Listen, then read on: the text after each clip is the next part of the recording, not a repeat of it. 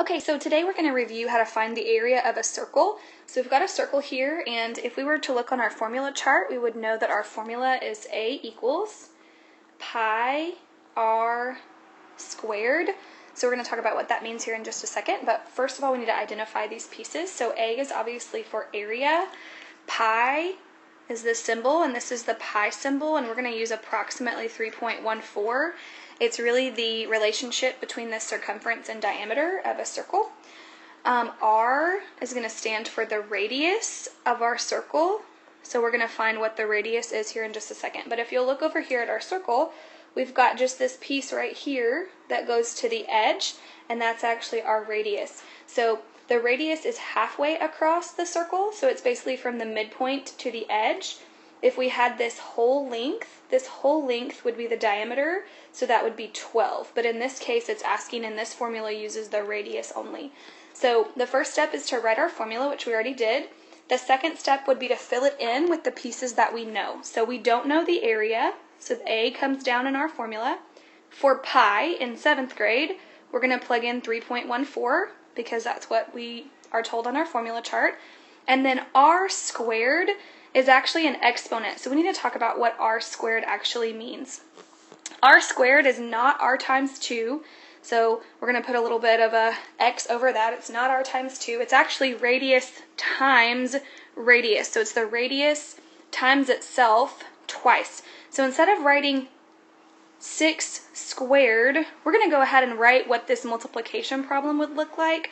We're going to write 6 times 6. I have my kiddos do that just so that we don't forget that this is actually 6 times 6 and not 6 times 2. So the next thing we're going to do is just follow order of operations. So parentheses, exponents, multiplication, division, addition, subtraction. So we don't have any true parentheses. These are just separating our numbers. So the next thing we would have is some multiplication, actually lots of multiplication, and we're just going to go ahead and do the 6 times 6 first, because we know that one pretty easily. 6 times 6 is 36. And then what we would need to do from here is do some multiplication. We would need to multiply 3.14 times 36. So this would be our next step, just multiplying 3.14 times 36. So let's do that. 3.14 times 36. 6 times 4 is 24. 6 times 1 is 6, plus 2 is 8. 6 times 3 is 18, so that would be our first row. I always have my kids put an X because we're going to move over. We need a placeholder. So 3 times 4 is 12. 3 times 1 is 3, plus 1 is 4. 3 times 3 is 9. So we're going to go ahead and add all those up together. We've got 4, 10, 8, 9, 10, 11, 12, 13, 9, 10, 11. And from there, we have 2 digits behind the decimal in our problem. So we're going to have 2 digits behind the decimal in our answer.